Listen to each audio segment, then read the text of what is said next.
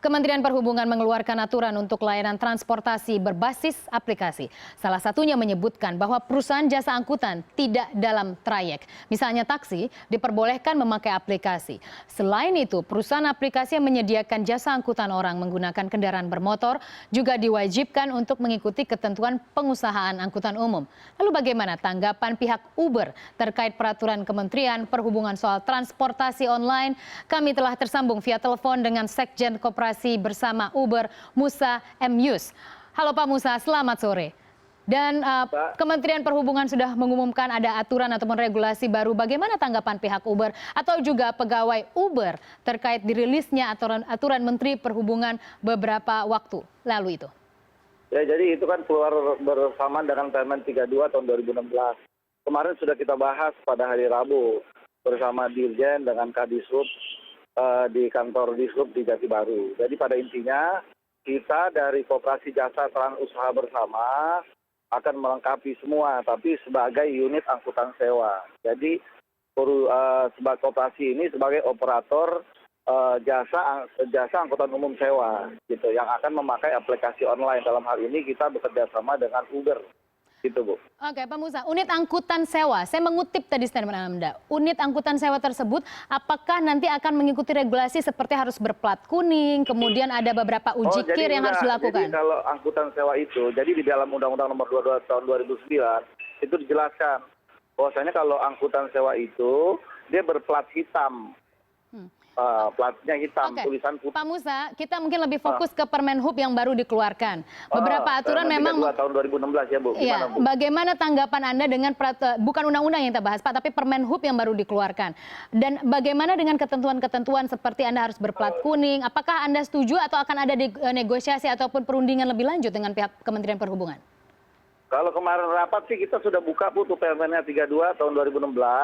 Kita masuknya kategori angkutan sewa. Jadi angkutan sewa itu berplat hitam, tulisannya putih. Jadi kita ikutin aturan itu. Jadi kita tetap berplat hitam. Cuman kan disyaratkan bahwasanya STNK itu harus atas nama badan, dalam hal ini kita koperasi.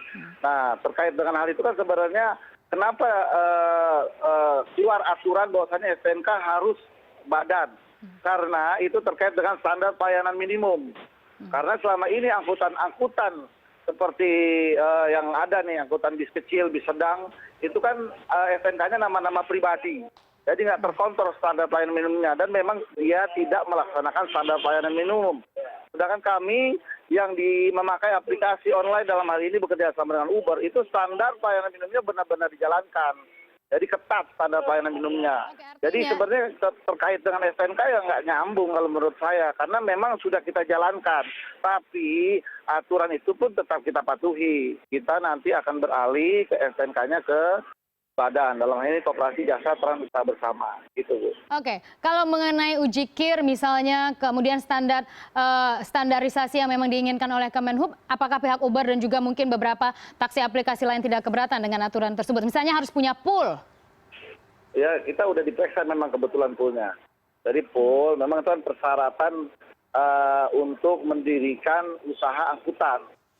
Nah, itu kan memang ini kan aturan yang lama.